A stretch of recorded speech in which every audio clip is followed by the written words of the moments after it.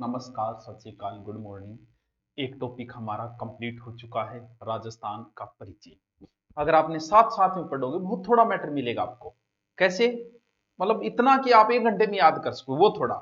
लेकिन फिर भी हमारा ये चौथा दिन है आज। जैसे जिम में करते हैं ना, 60 दिन का टारगेट बॉडी सही करने का, आज हमारा शायद ये चौथा दिन है। चौथे दिन तक हम भौतिक प्रदेश में पहुंच चुके हैं। आज आधा भौतिक प्रदेश हम कंप्लीट कर देंगे। और जो भी कोई एक जीके के बैच की भी मांग थी, तो कल या परसों बताएंगे आपको। जीके का अलग से बैच धुरीना पे लॉन्च कर रहे हैं, तो वो आपको बता देंगे। 2 दिन का वेट करो, इसके बाद में क्या। चलो देखो, आज जो टॉपिक है बच्चों, भौतिक प्रदेश, बड़ा ही इंपॉर्टेंट टॉपिक है और एग्जाम में इससे संबंधित क्वेश्चन आते ही आते हैं। अच्छा सर, क्या बात है सर, के वह भौतिक प्रदेश। देखो, के वह ने छोड़ो, अपने को तो कंपटीशन के हिसाब से तैयार करना है। माथापच्ची हम करे ही क्यों। पहले मैं कुछ और चीजें देखता हूं, फिर भौतिक प्रदेश पे आता हूं। पहले आपको एक सिद्धांत देता हूं, जो ज्योग्राफी का, जो भी कोई फर्स्ट स्टेट से तैयारी कराए जिसकी ज्योग्राफी, वो इस व्यक्ति का नाम जरूर सुना है उसने, जिसका नाम है वेगनर का महाद्वीपीय विस्थापन सिद्धांत, जो 1912 में उसने दिया था। 15 में फिर प्रकाशित हुआ। वेगनर का महाद्वीपीय विस्थापन सिद्धांत के सिद्धांत है सर? अभी बता दें क्या सिद्धांत है। वेगनर आके अपूरी पृथ्वी है, ठीक है। पृथ्वी के बीच में ओ भाग हो, पृथ्वी को एक भाग, ठीक है। और पूरो भाग का स्थल भाग हो, पूरो स्थल हो, और विस्थल भाग को बन नाम दियो पेंजिया, ठीक है। और ओ बोलो पेंजिया के चारों ओर एक सागर होया कर, तो एक पानी को एक क्षेत्र होया कर, तो एक सागर होया कर, तो और भी सागर को बन नाम दियो पेंथालासा।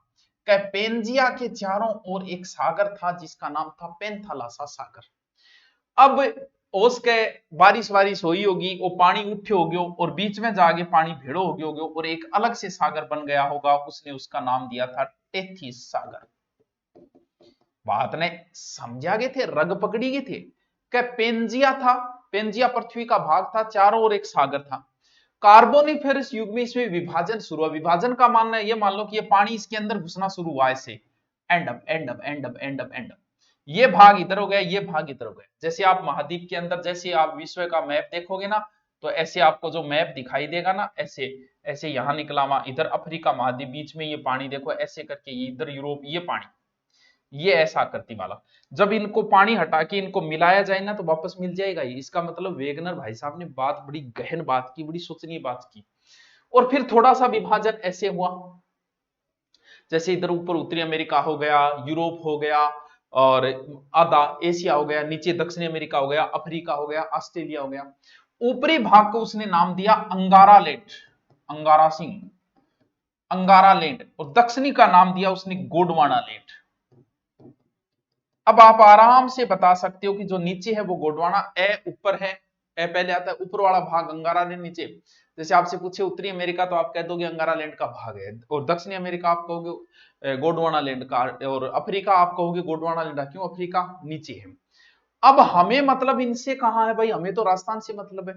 राजस्थान में दो ही चीजों के, भारत में अंगारा गोंडवाना के दोनों है। राजस्थान में एक तो इसके अवशेष पाए जाते हैं, किसके? टेथी सागर के। समझता जाइयो बात ने, बड़ी गुड बात है, बड़ी ही सत्संग में आया हो तो गुड बातें सीख के जाओ। कौन सा? टेथी सागर का। और एक अपने है गोंडवाना लैंड का। यानी राजस्थान में टेथी सागर का अवशेष है और गोंडवाना लैंड का अवशेष है। अब हम करते हैं कि टेथीस का कौन सा है, गोंडवाना कौन सा है, कई बार सीधा सीधा पूछ ले, बहुत शुरू है। पहले तो मैं था भौतिक प्रदेश बताऊं शॉर्ट में। अभी हम भौतिक प्रदेश में शुरू नहीं है, लेकिन शॉर्ट में अभी बता देता हूं। के है टाबरो, यो राजस्थान है आपनो, ये करके दिखाओ, ये करके। भौतिक प्रदेश को मतलब यहां समझो कि जट है एक जैसी चीज ही बिन एक अलग प्रदेश बना दियो। जी आप मान लो कि आ कह दे सिख ही सिखा बिन पंजाब बना दियो, वो पंजाब प्रदेश हो गया। भी भौतिक यानी भूमि से बना भाग है, यानी भूमि का ऐसा भाग जहां एक जैसी चीजें थी। सर समझा को नहीं? जी हाँ, वो राजस्थान में अटक पूरो ही मरुस्थल हो, जद बोलिया का वो एक भौतिक प्रदेश हो गयो मरुस्थल। वाह सर, क्या बात है, वाह सर, मजा आ गई। वो एक भौतिक प्रदेश है। अठकर टावरो पहाड़ियां ही अरावली की, जद बोलिया ओ दूसरो भौतिक प्रदेश अरावली। वाह सर, अठहत्तर नदियां ही, और जहां नदियां होगी उस क्षेत्र में होगा मैदान। ये तीसरा भौतिक प्रदेश उत्तर का मैदान। यहां पर पठार था, यानी पहाड़ियां ऊंची, ऊंची से नीचे पठार, पठार था, इसीलिए इसका नाम दे दिया। ये दक्षिणी दिशा है और ये पूर्वी दिशा है, दक्षिणी पूर्व का पठार। ये लो जी चौथा भौतिक प्रदेश। हर्रा गुरुजी बहुत शोरो बताए थे, तो बहुत तगड़ो काम करो। बस मैं तो ईशा ही काम करा थे, तो बस सत्संग में आ जाए करो टाइम टू टाइम भक्तों। तो भक्तों भौतिक प्रदेश इधर से शुरू करेंगे, को पहले मरुस्थल आई, फिर पहाड़ी आ गई थे, पहाड़ी पार करोगा, फिर थे मैदान पार करोगा, फिर दक्षिण पश्चिम पठार पार करोगा और एमपी में जा पड़ोगा। अब बताया कि ओ क्यांगो अवशेष है, ओ क्यांगो है, ओ क्यांगो है, ओ क्यांगो है, ये किसका, ये किसका, ये किसका, ये किसका, रहा बहुत इजी है, कुछ नहीं रटना। देखो कैसे, मरुस्थल में खारे पानी की झीलें हैं। सर बिल्कुल है, खारे पानी का झीलें हैं, इसका मतलब ये कभी यहां कोई सागर हुआ करता था। रामायण आपने अगर देखी है तो भगवान राम समुद्र से रास्ता मांगते हैं, समुद्र अड़के खड़ा हो जाता है, रास्ता नहीं देता। भगवान राम लास्ट में क्या करते हैं, पहले तो रिक्वेस्ट करते हैं और लास्ट में वो तीरियो काट ले, उनसो अग्निशमक अग्नियास्त्र निकाल ले, निकालते हैं वो आगे पगा पड़ जा, त्राही माम महाराज बचाओ। और थाने इकट्ठे रास्ते की जरूरत है, थार का नल नील जिसे इंजीनियर है, बनाओ मेरे ऊपर कर पुल जाओ। बोले बात तेरी शाणी बनी, तीरियो के करूं, ये एक बार धनुष पे चढ़ गया तो इसे छोड़ना ही पड़ेगा, ओगढ़ छोड़ू। बोले महाराज इधर उत्तर दिशा में छोड़ो, वहां पर राक्षस रहते हैं, जो राक्षस लोग करके समुद्र के पानी में घुस जाते हैं, वहां मारो ताकि वो पानी सूख जाए। तब कहते हैं भगवान राम रामायण में कि ये तीर जहां जाके लगेगा वो क्षेत्र पूर्णतः मरुस्थल हो जाएगा, वहां पर बड़ी उपयोगी जड़ी बूटियां उगेगी, बाकी कुछ नहीं। वो तीर आ गया अपने लाग्यो, इस क्षेत्र में लाग्यो बतायो, वो तीरियो बाड़मेर जाल, और इसे प्राचीन समय में पानी वाला क्षेत्र कहा जाता था, नेहड़ क्षेत्र। और वो पानी सूख्यो, अब थे बताओ समुद्र सूखेगो, जो झीलाएं बचाई खारे पानी की, इसका मतलब यहां कभी समुद्र था, सागर था। और सागर मतलब किसका अवशेष, टेथिस सागर का, यानी मरुस्थल किसका अवशेष है, टेथिस सागर का। अथार याद रहे जी का मरुस्थल में झीला है, झीला में खारी है, खारी झीला का मतलब खारे को अवशेष है, खारे को अवशेष को मतलब टेथिस सागर। याद रहे, अब की कौन करना। राजस्थान में अंगारा लैंड का कोई विशेष नहीं, अंगारचंद नहीं है राजस्थान में, सिर्फ गोडवाना लैंड का है। तो फिर आ लियो टेथिस, आगे कौन सा अरावली, लिख दियो गोडवाना, आगे मैदान पाछो लिख दियो टेथिस, आगे पठार पाछो लिख दियो गोडवाना। अच्छा कर्म चालेगो, टेथिस थारे याद हो गयो, टेथिस गोडवाना, टेथिस गोडवाना, यानी मरुस्थल टेथिस सागर का अवशेष है, अरावली गोडवाना का है, मैदान फिर टेथिस का है और दक्षिण पूर्व फिर गोडवाना लैंड का है। यार गुरुजी यार तू तो वास्तव में यार क्या बात है यार, कमाल कमाल कमाल करती है वजीफान, याद हो गयो सर, याद हो गयो। चल अब हम आते हैं भौतिक प्रदेश। अलग अलग विद्वान अपने हिसाब से इनका विभाजन करता है भौतिक प्रदेश का, हम लोग चार के हिसाब से पढ़ेंगे, ज्यादा माथापच्ची हम करें नहीं, हरिमोहन सक्सेना के अनुसार पढ़ेंगे, जो चार भाग बांटे। सबसे पहले जो राजस्थान का भौतिक प्रदेश जो विभाजन करने का कार्य किया वो मिश्रा जी ने किया। कौन से मिश्रा जी थे, वीसी मिश्रा। मिश्रा जी बोला 7 भौतिक प्रदेश, चलो बढ़िया रहे मिश्रा जी, और आपा कौन पढ़ा नहीं, 7 पढ़ना पड़ा था। इन्होंने 7 भौतिक प्रदेशों में बांटा। फिर दूसरे एक विद्वान और आए जिनका नाम था ए.के. सेन। ए.के. सेन जी ने जलवायु के आधार पर बांटने का प्रयास किया। 1968 में इन्होंने जलवायु के आधार पर बांटा, वो भी हम नहीं पढ़ेंगे, ये दूसरा प्रयास किया गया था। फिर तीसरा प्रयास जो है वो रामलोचन सिंह ने किया था। थोड़ा बहुत याद रखो तो रख लो, नहीं रखो तो कोई बात नहीं, यहां से नॉर्मल कंपटीशन में कभी क्वेश्चन नहीं पूछा गया 1971 में। ये छोटी सी बातें हैं। अब था ना एक बात और, बस भौतिक प्रदेश कितना बताया मैं था, 4 बताया। मैं एक बार राजस्थान फिर बना लेता हूं, बार बार बनाना पड़ेगा ताकि आप समझ सको। सबसे पहले मरुस्थल, मरुस्थल के बाद में अरावली, अरावली के बाद में मैदान, मैदान के बाद में पठार। कई बार हम पूछ ले हम बुढ़ो कुणे जवान कुणे, बात भी जायज, यानी सबसे पहले किसकी उत्पत्ति हुई, सबसे बाद में किसकी उत्पत्ति हुई। एक बात आपको पहले बताई कि विश्व की सबसे प्राचीनतम ललित पर्वतमाला है अरावली, बस सौ पुरानी है, सौ पुरानी है इमा मतलब सौ पहली पौध पाई आई है, 1 नंबर पे इसी का उद्भव हुआ था। हरे तो थारे घर में सौ पुरानो थारो दादो है, तो सौ पहली पौधानियों भी तो वही है, कर्म तो एक नंबर बानी देना पड़ेगा, लास्ट में जामियो बिंदी होगा। वो तो नयो है, वो तो युवा है, इसीलिए मरुस्थल को युवा मरुस्थल कहा जाता है। यानी सबसे पहले जो चीज आती है वो मजबूत, यानी पुरानी चीजें बड़ी मजबूत थी। सीधा याद रखो, अरावली बहुत मजबूत है, अरावली मजबूत है। बिंग बाद में मजबूत चीज की है, पहाड़ा बाद में तो पठार मजबूत हुए। ओ लो जी, इंग बाद में आया पठार। अब बात आई कि मरुस्थल ज्यादा मजबूत है एक मैदान, तो जाहिर सी बात है आप भी देख लोगे मरुस्थल में रेत ही रेत है, गठ मजबूत है, वो तो संवाद में आए, इनको मतलब मैदान मजबूत है। 3 नंबर पे ये आया। और वो नयो मरुस्थल है, अब भी बने हुए हैं, 4 नंबर पे आया। यानी ये क्रम है, कई बार पूछ लेते हैं इनको। सबसे पहले अरावली बनी, सबसे पहले मजबूत चीज बनी अरावली, फिर भी मजबूत कौन है, पठार है, वो बने 2 नंबर पे। फिर मैदान और मरुस्थल, मैदान मजबूत हुए मरुस्थल। वाह सर क्या बात है, वाह सर क्या बात है, आग लगा दी आपने तो। अब बताओ क्या समस्या आ रही है, चलो आगे। समझ में आ रही है ना, बीच बीच कमेंट करके बताता रहे करो, ठीक है। लाइक वाइक कर दे करो, करो तो ऐसा जे आलस में भी तो अंगूठो ही लागे कि मेरी यही गणो चैट में अंगूठो चलाओ, लाइक में चला दियो तो क्या फर्क पड़े, लेकिन फिर भी करो तो कर दियो, कोई थाना अच्छो लागे तो कर दियो, नहीं लागे तो कोई बात नहीं, और अच्छो पढ़ाने की कोशिश करा। अब चलते हैं हम मरुस्थल की ओर, चलो। कम से कम 4 से 5 क्लासें होगी बच्चों इसकी। ये लो जी मरुस्थल, ये लो जी अरावली, ये लो जी मैदान, ये लो जी पठार। अब हम एक एक उठाएंगे और इसको पढ़ेंगे। सबसे ज्यादा समय जो लगेगा मरुस्थल और अरावली में लगेगा, फिर मैदान ये बड़ा इजी है। सबसे पहले मैं इस मरुस्थल को उठा लेता हूं, सर उठा ले, ये लो जी, यानी ये लाइन खींच देता हूं, या खींची, ठीक है, या हो गई अरावली की लाइन। एक बार ये खींची ऐसा ही, ठीक है। ये पूरा मरुस्थल है, कौन सा मरुस्थल, थार, ये जरूर। इससे पहले मैं फिर एक चीज और देखता हूं, या बोर ना हो जियो, क्लास में तो बोर को नहीं होने, जब ऑनलाइन में कैमरे साथ मजाक करूंगी मैं, थे बताओ किंग साथ करूंगा कैमरा साहब भलाई कर ले, कैमरा शानदार यार, कालो कालो जोर को लागे। और थार का मरुस्थल देखो, इस साइड में पाकिस्तान है, इस साइड में भारत है, भारत में एकमात्र मरुस्थल यही है। वैसे तो ग्रेट आर्टियो अफ्रीका मरुस्थल का ये भाग है। वो मरुस्थल 2 देशों के अंदर फैले हुए, यानी थार का मरुस्थल जो है इसे युवा मरुस्थल कहा जाता है। ये भारत विश्व के 2 देशों में मुख्यतः फैला हुआ है। इसे महान भारतीय मरुस्थल कहते हैं, ग्रेट इंडियन डेजर्ट। यानी ये भारत और पाकिस्तान 2 देशों के अंदर फैला हुआ है। पाकिस्तान में इसका नाम निकाल रखा है इन्होंने चोलिस्तान। क्या शानदार नाम निकाले बेटी का आपको,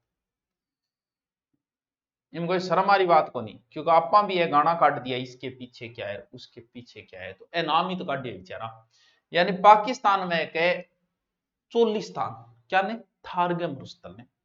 यानी फिर पाकिस्तान ऐसे पढ़ाई जाएगा, चोलिस्तान जो है वो इतने वर्ग किलोमीटर में फैला हुआ है, इसमें ये चीजें बनी हुई है। वो पाकिस्तान वाले पढ़ाएंगे, हमारी टेंशन नहीं है, हम छोड़ छोड़ आ जाओ अपने भारत पर आओ। 2 देशों में फैला हुआ है, भारत में लगभग 85% है, 15% है, और 15% में ईशा बेहुदा नाम दे रखे हैं। लगभग 2,38,000 वर्ग किलोमीटर में है टोटल। लेकिन राजस्थान भारत में कहा, भारत में इस क्षेत्र में है, यानी ऊपर मैं देखूं पंजाब, थोड़ा सा कोई हरियाणा आता है नॉर्मल सा, फिर राजस्थान और गुजरात, यहां पर फैला हुआ है। और ज्यादातर इसमें कहां फैला हुआ है, हमारे यहां फैला हुआ है, राजस्थान के अंदर ही फैला हुआ है। भारत के कुल मरुस्थल का राजस्थान जो है वो 62% लेगी बेटे। यानी भारत में जितो है, भारत में हम 100 मान लेते हैं, वो 85 जाने दो। भारत का अगर 100 है तो भी पूरा अपा ही लिया बैठे 60%। अवसादी चट्टाना हुआ, अवसादी चट्टाना में तेल वगैरह कोयलो पाई जाए तो अवसादी चट्टाना हुआ। अब अपा नानो है राजस्थान पर, अपा पीछे जावे क्यों, ये है। यानी ये पूरा इतनी दूर में थार का मरुस्थल फैला हुआ है, ठीक है सर, समझो इस चीज को, बड़ी ही गहन बातें हैं, बड़ी ही इंपॉर्टेंट बातें हैं। ये थार का मरुस्थल है इतनी दूरी के, यानी अरावली के इधर टोटल 20 जिले हैं वर्तमान में, पुराना नहीं पढ़ रहे हैं हम, नया जीके पढ़ रहे हैं। अरावली के इधर ही वैसे आ जाता है सिरोही, ऐसे लेकिन सिरोही आपको पता है मरुस्थल में नहीं आता। सिरोही में से ऊंची पहाड़ियां से, अरावली की सिरोही में ही तो है, पहली ऊंचो पठार से सिरोही में, तो सिरोही तो पूरी पहाड़ियां ही पहाड़ियां, इसका मतलब मरुस्थल नहीं है। अरावली के इधर 20 जिले हैं, लेकिन सिरोही को छोड़ दो क्योंकि सिरोही अरावली में आता है, और टोटल 19 जिलों में थार का मरुस्थल फैला हुआ है। कितने जिलों में? 19 जिलों में। राजस्थान का कुल क्षेत्रफल है 3,42,000, जिसमें से 61.11% थार का मरुस्थल है, यानी इस कुल का 61.11% थार का मरुस्थल है। यह बड़ी इंपॉर्टेंट बात है, इसे एग्जाम में पूछा जा चुका है। अब एक चीज और थान बता रही हूं, अरावली के इनने इधर 58% भाग है, यानी 3,42,000 का 58% अरावली की इधर है। लेकिन राजस्थान में कुल मरुस्थल 61.11 है। सर यह बात हमारे इधर ही समझो नहीं, अर्थे और समझाओ, मैं और क्यों को नहीं समझाऊंगा, थे बताओ और समझाओ। देखो थारगो मरुस्थल, इस चीज को समझो, क्योंकि एग्जाम में जब पूछेगा तब गड़बड़ हो जाएगी। राजस्थान में ये जो है अरावली के इधर कितना राजस्थान है, अरावली के इधर सर 58% राजस्थान है, और पूरा मरुस्थल अरावली के इधर है। लेकिन मैं कहता हूं कि राजस्थान में कुल मरुस्थल 61.11% है। सर अब बात हमारे कौन समझ में आई? तो मैं समझाऊंगा। आपने कभी नाम सुना है कि फौज जो है वो मार्च कर रही है? मार्च का अर्थ क्या होता है? मार्च का अर्थ होता है फौज मार्च कर रही है, पुलिस ने मार्च पोस्ट की, पूरे शहर के अंदर फौज ने मार्च पोस्ट की। ये नाम कभी सुना होगा आपने।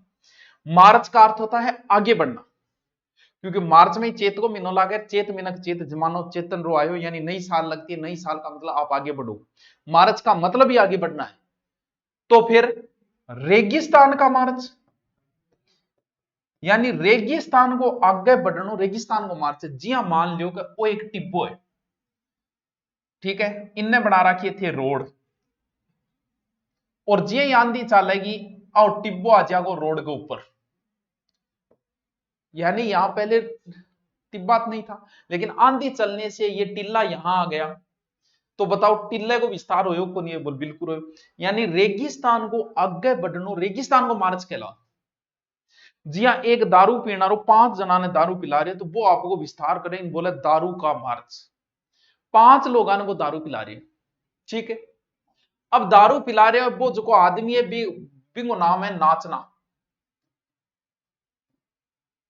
वो काम कर रहे, 5 जना ने दारू पिला रहे, ठीक है। यानी ये मार्च कर रहा है अपने दारू पिलाने। 5 जना में 2-3 जना तो नॉर्मली सीखा, एक जनो पूरा बेवड़ो हो गयो, जगह को नाम सम। सर समझा नहीं? रेगिस्तान को आगे बढ़ाने का काम, जैसे दारू पिलाने का काम औरों को, वो काम कर रहा है नाचना गांव। यानी यहां से रेगिस्तान का मार्च शुरू हुआ, जो जैसलमेर का एक गांव है, प्रसिद्ध गांव है, मरुस्थल का आगे। और एक गांव है सम, जो पूर्णतः वनस्पति रहित हो गया, इसका हम आगे जिक्र करेंगे। कुछ नहीं बचा है यहाँ, टिब्बा ही टिब्बा है, थे कभी घूमन जाओ तो चलिया जाइए। अब बात समझा? अब अरावली के बीच में टावरो गैप है, अब यहां से रेत उड़ी और अरावली की इधर जाके सेट हो गई, तो कुछ क्षेत्रों में उधर भी मरुस्थल हो गया, उसको टोटल जोड़े तो फिर 61.11 होता है। यानी अरावली के इधर 58% भाग भी मरुस्थल है, लेकिन राजस्थान में कुल मरुस्थल बच्चों 61.11 है। बताओ भक्तों, समझ में आयो को नहीं? सर क्या बात करते हो, कैसे समझ में नहीं आएगा? आ गया? चलो आओ दोबारा, मैं दोबारा बोल दूं, बस एक बार पढ़ लेते, माथा बची ना करियो।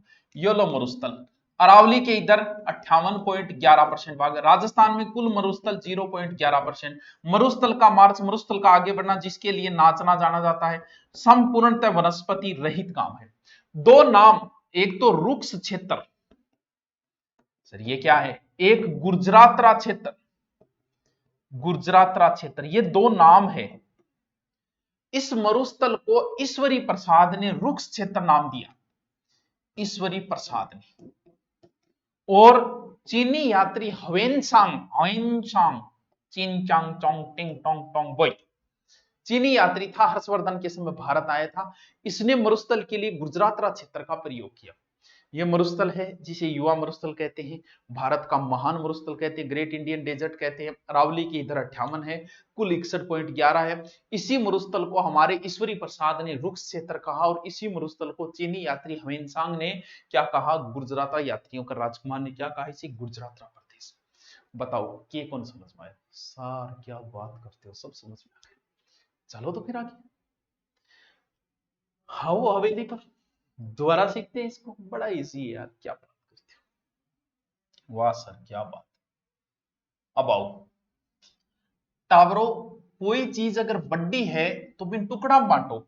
सीधा सा एक ही बात मानो कि आप राजस्थान जी को पढ़ रहा नहीं, वो इतो बड़ो है तो आप छोटा छोटा टुकड़ा में बांट रहे पढ़ रहा, और ओ मान लो कि एक टुकड़ो है, ओ अरावली गई लो, ओ मरुस्थल। अब इतने बड़े मरुस्थल ने क्या पटा, तो इनका दो टुकड़ा बांट दियो, यो बांटो ठीक है, ये कुल मरुस्थल है, ठीक है। अरावली के इधर वो बहुत बड़ो है भाई, मैं हिंगा और टुकड़ा कर लिया, मैं और टुकड़ा करूंगा तो बीच में आगे एक लाइन खींच दियो आग नीचे, कोई फर्क कौन पड़ेगा, घटकर जा रही है, छोड़ो जाने थे तो खींच दियो, थारा हाथ में पेन है और साथ में रजिस्टर आप थारकन है।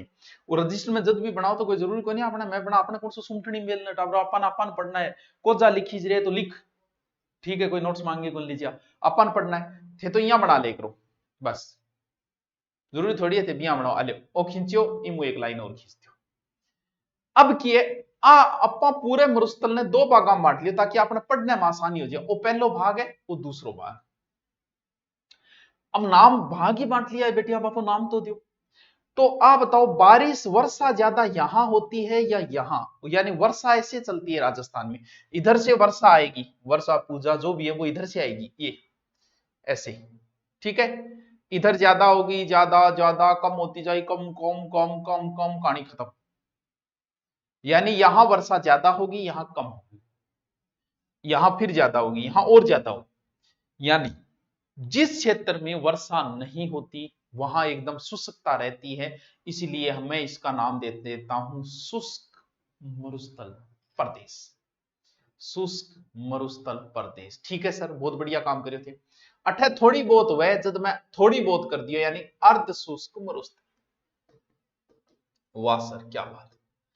यानी मैंने मरुस्थल को दो भाग, सबसे पहले मैंने मरुस्थल पढ़ा, थार का मरुस्थल दो देशों में फैला हुआ है, भारत के 3-4 राज्यों में फैला हुआ है, उसका राजस्थान में 62% है, अरावली की इधर 58 है, टोटल 61.11, तीन आंकड़े, एक 62% आंकड़ा है, एक 61.11% आंकड़ा है, एक 58 है, तीनों इंपॉर्टेंट है, तीनों ही पूछे जा चुके हैं।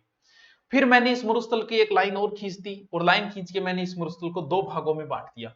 एक का नाम मैंने शुष्क दे दिया जो इधर वाला क्षेत्र है, क्योंकि इधर ज्यादा शुष्कता है, और बीच में थोड़ी बहुत शुष्कता कोनी, बीच में जब बारिश वगैरह होती रहे तो बिन मैं नाम के दे दियो अर्ध शुष्क नाम दे दिया।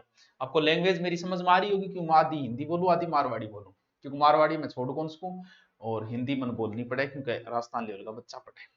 तो सबसे पहले हम पढ़ेंगे शुष्क मरुस्थल,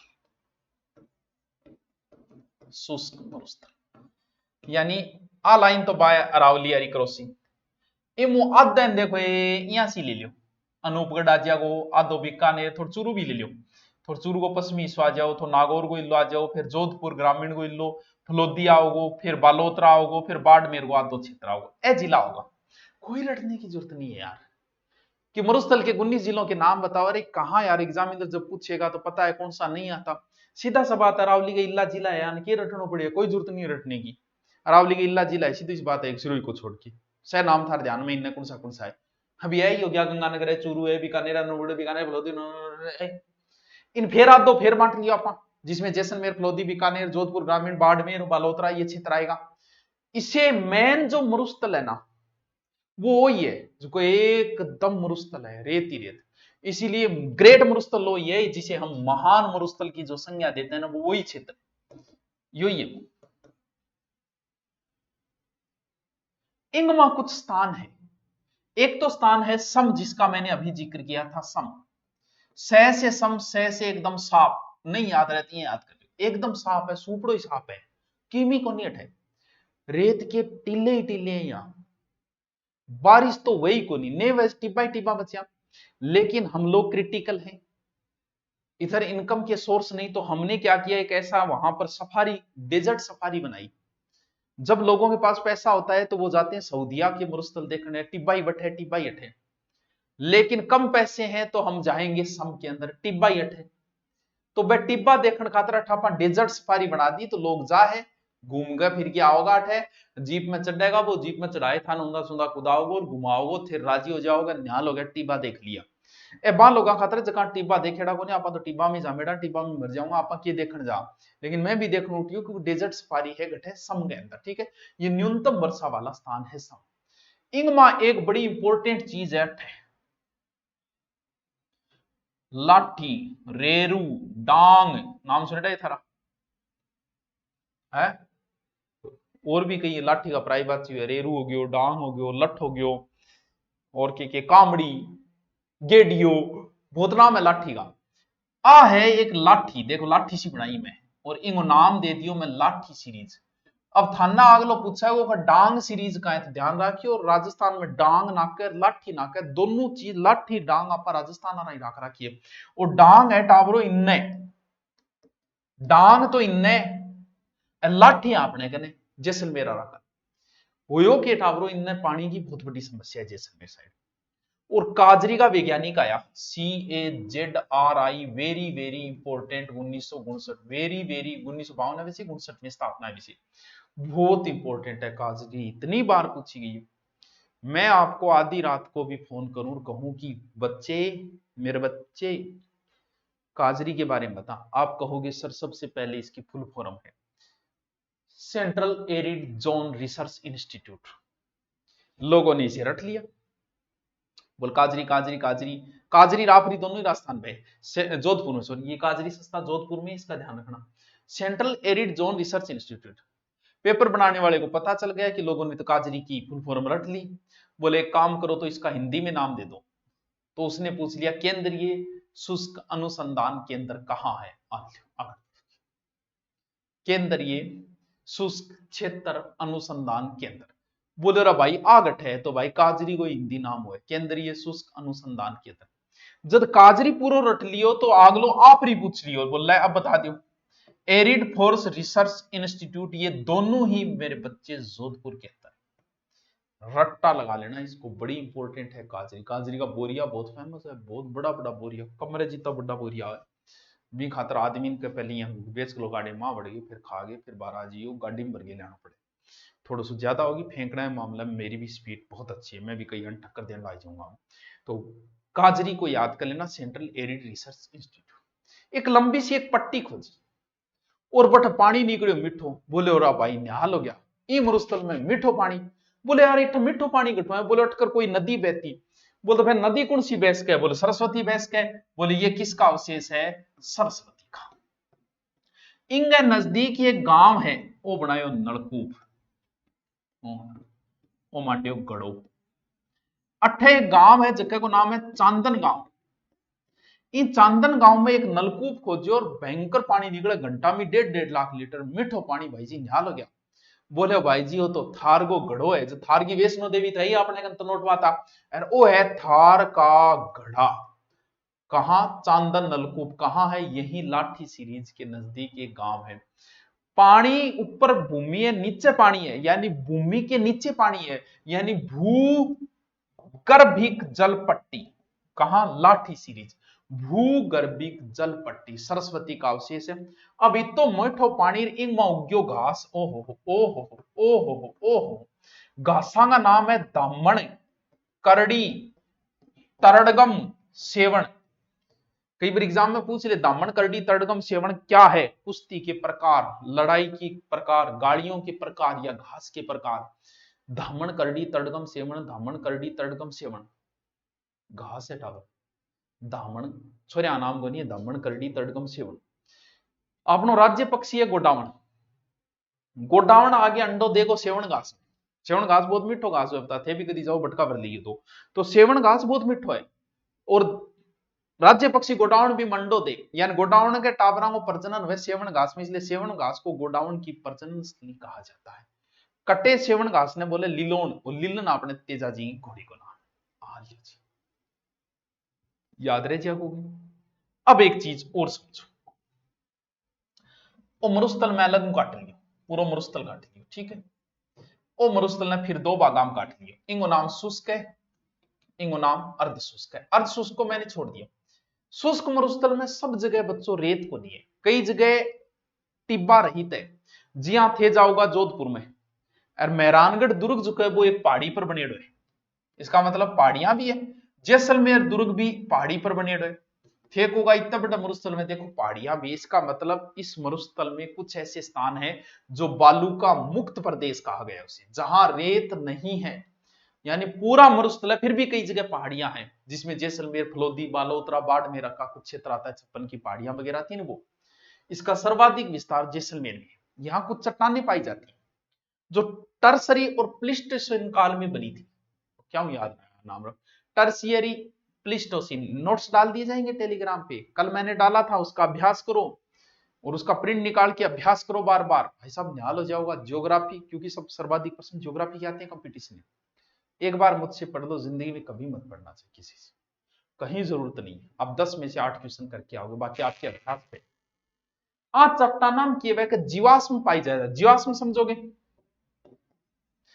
जी हाँ, मान लो आप दब जाओ और दबने के बाद में अपना हड्ड निकलेगा, क्योंकि 6 फुट का, क्योंकि 4 फुट का, क्योंकि 3 फुट का, वही जीवाश्म है, सॉरी जीवावशेष है, जीवांगोवशेष। जब बोले आठ एक पार्क बना दियो, एक पार्क बनाए हुए आकल वुड फोसिल्स, फोसिल्स का अर्थ है फोसिल्स अवशेष, फोसिल्स पार्क, हड्डियां ढांचों, कहां है? जैसलमेर अभ्यारण्य के अंदर है, ये याद रखना। उद्यान का है, मरु उद्यान के अंदर। आकल वुड फोसिल्स पार्क कहां है? जैसलमेर। काजरी कहां है? जोधपुर। आपरी कहां है? जोधपुर। लाठी सीरीज कहां है? जैसलमेर में। नाचना कहां है? जैसलमेर में। सम कहां है? जैसलमेर। सगड़ांगो बाप आ गयो और नाम कटा दियो बाप फोल्डर, यू की है गुरु जी। बाप कहां है? फलोदी में, पहले कहां था? जोधपुर में, वर्तमान में बापूगढ़ है फलोदी के अंदर। अट्ठे बतावे कि बर्फ का अवशेष मिला, यानी हिमानीकृत गोलाश्म का बर्फ के घसने का अवशेष मिले डायटेंगो, मतलब ये एक अलग फोल्डर बना दिया, बोला बर्फ भी रेडी है रे, बाप फोल्डर। बस अब हम पढ़ेंगे अर्धशुष्क मरुस्थल। तो मेरे बच्चों, भौतिक प्रदेश भी शुरू हो गए।